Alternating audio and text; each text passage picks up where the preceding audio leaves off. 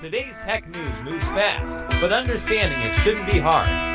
That's why Snarful Solutions Group brings you Connecting the Dots, where we break down what's happening in tech and why it matters to you. Now, let's dive in with your hosts. Welcome to the Deep Dive. We're your shortcut to getting genuinely well-informed without you having to sift through endless articles and reports. Our mission is always simple. Cut through the noise, find the really important stuff, and leave you with some surprising facts and a much clearer picture of what actually matters. Today, we're looking at two huge connected stories brewing in the tech world. First up, Intel, a real giant in chip making, and they're going through some massive strategic changes.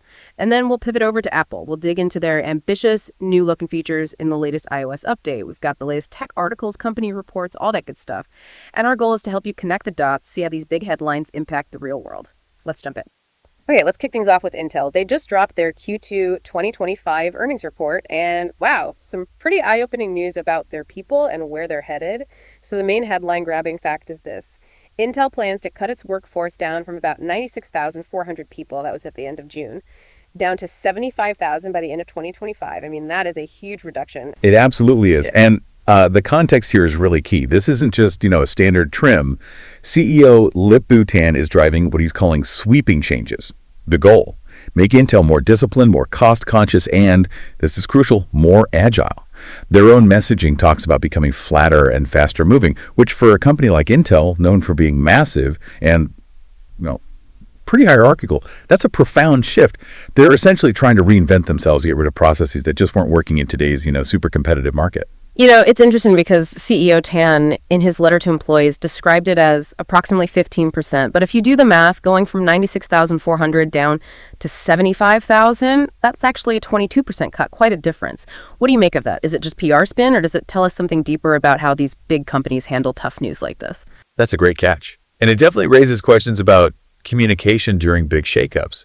On one hand, maybe it's trying to soften the blow a bit for everyone involved, employees, investors, ease them into it. But if you link this to the financials, you see the pressure they're under. They actually beat revenue forecasts for Q2 $12.8 billion versus the expected $11.8 billion. So better than expected there. But they missed big time on EPS, earnings per share. And that was mostly because of, get this, $1.9 billion in restructuring charges.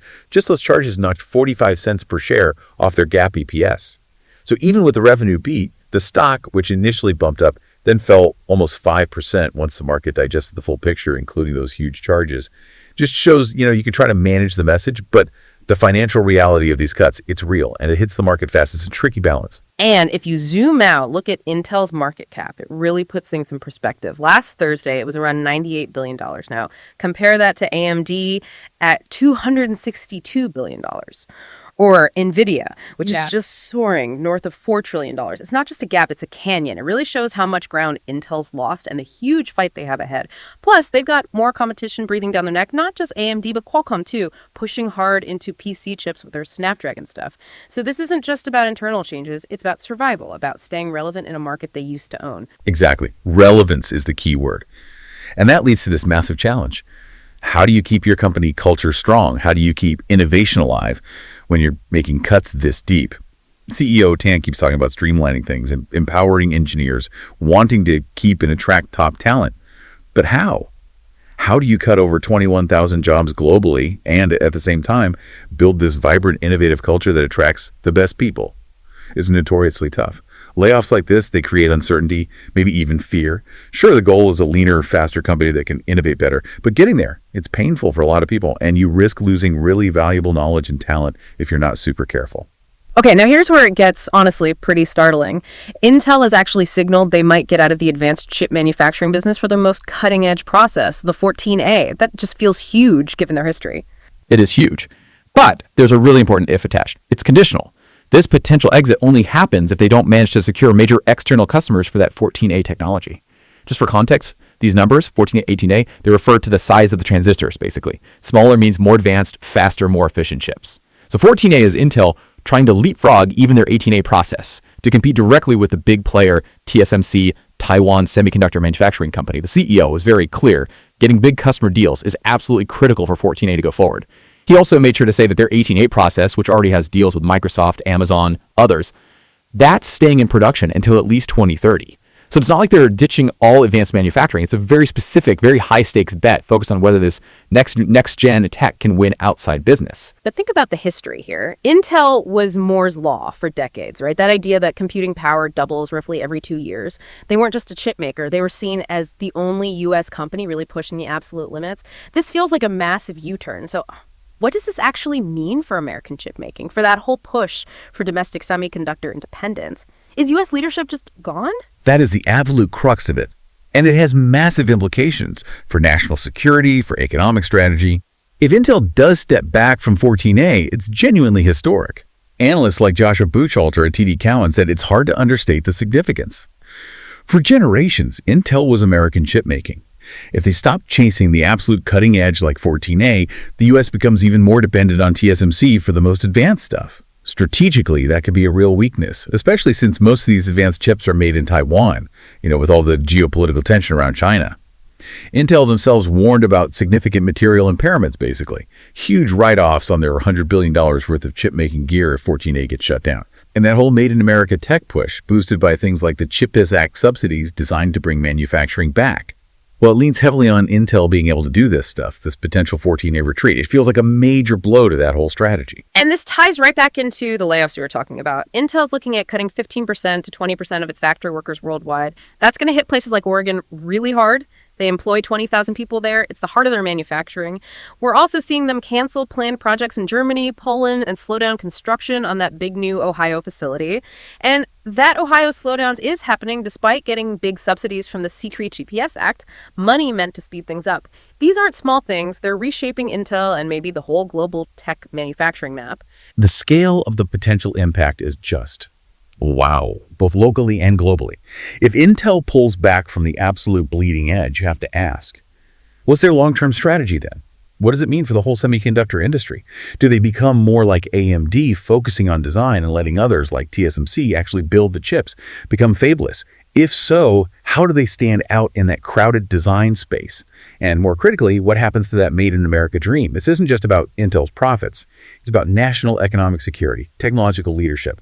It takes massive, sustained investment and constant innovation. It really highlights just how incredibly hard it is to bring this kind of complex, super expensive manufacturing back on shore. All right, let's switch gears completely for a moment. Something just as impactful, maybe, for your day-to-day tech life. Apple's iOS 26, specifically the public beta and this bold new design they're calling liquid glass. So moving from the guts of the chips to how they look and feel on your screen. Yeah, from what we're seeing in the beta, this liquid glass look is everywhere. It's this sort of translucent, glassy, reflective style across the whole interface.